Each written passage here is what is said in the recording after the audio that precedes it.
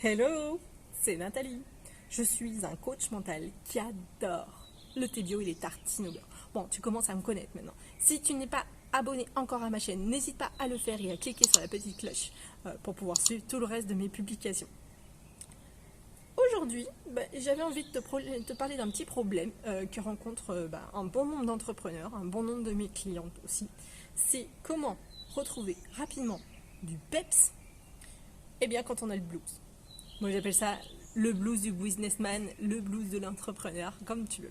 Bah, tu dois le savoir pour l'avoir lu peut-être à droite ou à gauche.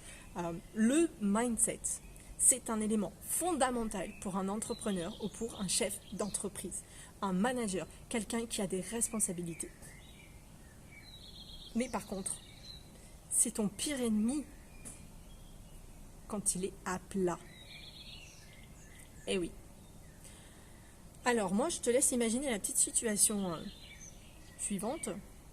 Imagine, quand tu as un mindset qui est à plat, le temps que tu perds si tu avais une entreprise.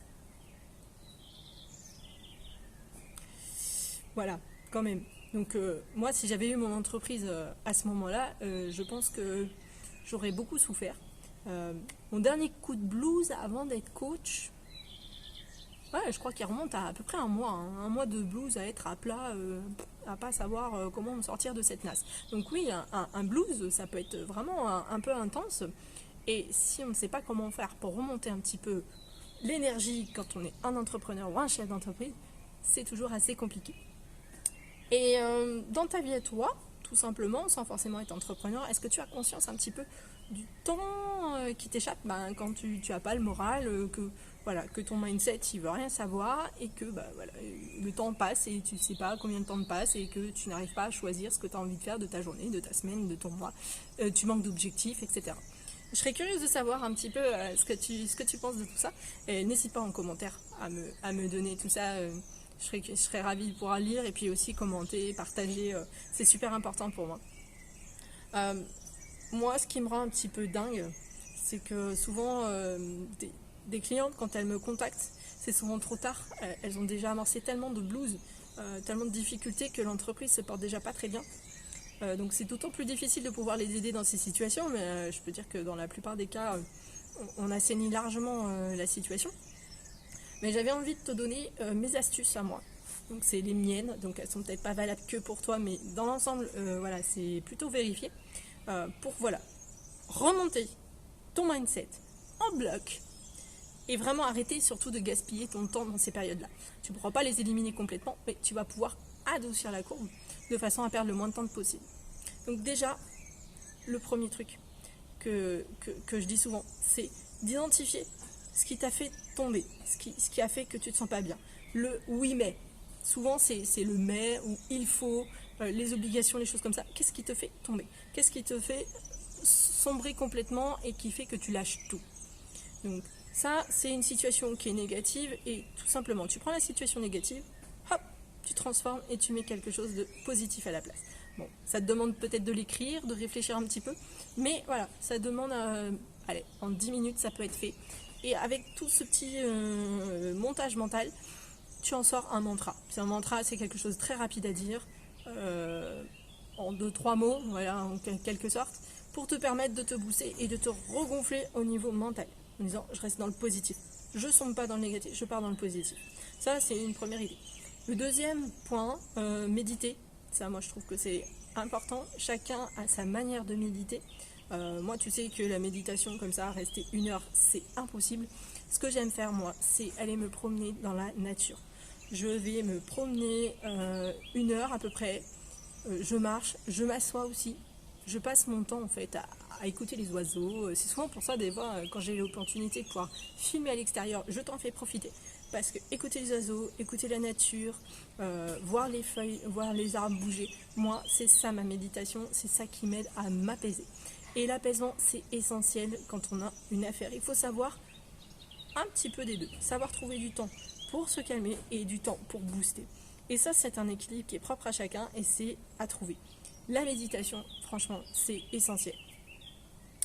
Reprendre, en troisième point, l'organisation que tu as ficelée pour les prochains jours, ta journée en cours, les prochaines journées, voire même les 15 jours qui arrivent. C'est tout simplement, tu reprends tes priorités absolues, tes deadlines, celles que tu ne peux pas couper. Et à partir de ça, tu te fais un check et tu mets 3 tâches par jour maximum. Pourquoi tu te limites? Parce que si tu es dans une phase de mindset très bas, si tu charges plus, tu vas faire que partir vers le bas.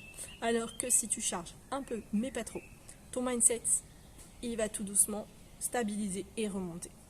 Donc c'est pas forcément, ça peut être frustrant parce qu'on voit le temps qu'on perd, mais en faisant de cette manière-là, tu vas limiter le temps perdu et tu vas pouvoir remonter la pente. La 4e solution, bon moi je mets double 4. Double 4. Extrêmement important pour moi, donc ouais, ça vaut bien double 4. Le sevrage médiatique. Alors, je vais pouvoir parler de mon cas puisque je suis extrêmement connectée au réseau, puisque mon activité tourne aussi des réseaux sociaux. Alors, le sevrage médiatique, c'est quoi? C'est de couper tous tes réseaux à minima 24 heures. Pourquoi? Parce que quand on va pas très bien, quand le mindset flanche, eh bien, tu as envie que d'une chose. Je sais pas comment ça s'appelle, le fait de scroller, je crois. Non, c'est pas ça. Le fait de balayer ton écran avec tout ce qui sort sur TikTok, sur Instagram, sur Facebook ou tous les réseaux que tu voudras. Broyer du noir sur Netflix aussi. Donc tout ce genre de petites choses, c'est du médiatique. Donc coupe télé, ordinateur, portable, squeeze une journée entière. Et c'est un moment, j'ai envie de dire, qui te permet, voilà, à défaut de pouvoir améliorer la situation, elle va la stabiliser.